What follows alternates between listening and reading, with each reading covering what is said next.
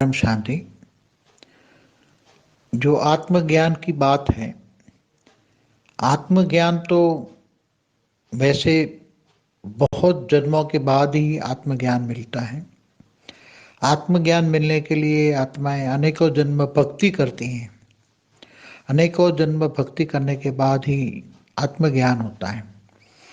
मगर तुम एक आत्मा हो और तुम सिर्फ आत्मा ही हो, शरीर नहीं हो, ये तो साधारण बात है, तो भक्ति मार्ग में भी बताया जाता है।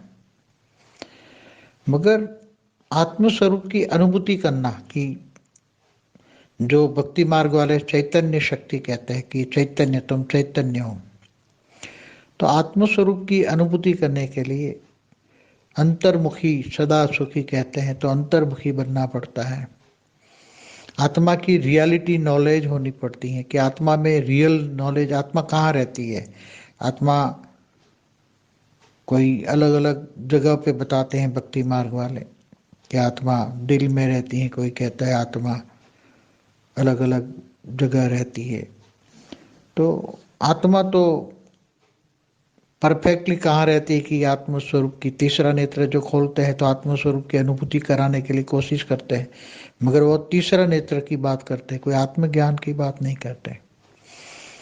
और वो कोई आत्मा तो पड़ी हुई है, आत्मा को कोई मतलब रियलिटी है, आत्मा है, उनको ढूंढना है, आत्मस्वरूप की अनुभूति करना है। आत्माओं पर जो आवरण लगे हैं उनको हटाना है, तो अंतर्मुखी बनना है।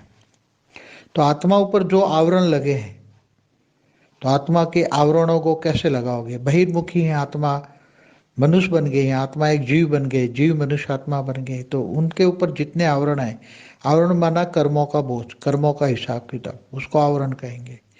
तो उसको हटाने के लिए ऐसी आत्मा क्या पुरुषार्थ कर सकती है, क्या क्षण भर में आत्मस्वरूप की अनुभूति कर सकती है।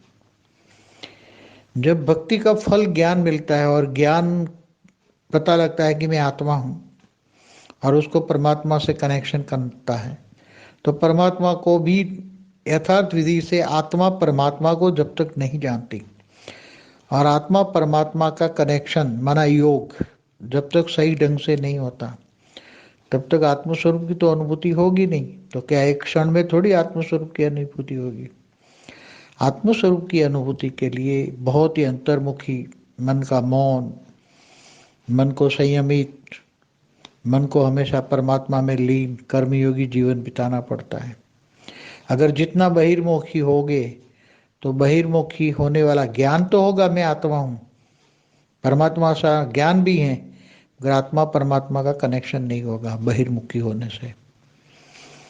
इसलिए अंतर्मुखी सदा सुखी कहते हैं भक्ति मार्ग में, ये शब्द है अंतर्मुखी। अंतर माना अंतर्मुखी बनना, अपने आत्मस्वरूप की अनुभूति करना, आत्मा को देखना और आत्मस्वरूप की अनुभूति करना, इसको अंतर्मुखी कहते हैं।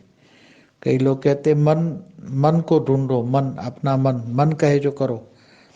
मन और आत्मा में बहुत फर्क है, आत्मस्वरूप की अनुभूति और मन में बहुत फर्क है। इसलिए आत्मा को कह दे कि नहीं ये तो एक क्षण की बात है, एक क्षण की बात है, नहीं आत्मा चैतन्य आत्मा एक क्षण में प्रत्यक्ष हो जाएगी, तुम एक क्षण में अपने आप को ढूंढ लोगे, चैतन्य प्रत्यक्ष हो जाएगा, चैतन्य आत्मा प्रत्यक्ष हो जाएगी, कहने वाली बात है। मगर चैतन्य आत्मा को ढूंढना, अपने आप को ढूंढना, जैसा कि आप ही खो गए हो माया के सागर में, इस सागर के अंदर, माया के सागर के अंदर मनुष्य इतना खो गया है कि अपने आप को ही भूल गया है कि मैं कौन हूँ, कहाँ से आया हूँ, क्यों आया हूँ। हमेशा कहता हूँ अपने आप को ढूंढो। तो आत्मस्वरूप की अनुभूति करना ही अपने आप को ढूंढना है। और आत्मस्वरूप की अनुभूति बहुत मुश्किल चीज़ है, कोई एक सेकंड में कह दे कि नहीं होता। मगर हाँ, कराने वाला जब परमात्मा से कनेक्शन हो जाए, परमात्मा से बहुत कनेक्शन हो जाए, तो परमात्मा चाहे तो आत्मा को एक सेकंड के अंदर उसको पावर डाल के, उसको रेत डाल के उसके आवरण को हटा सकता है।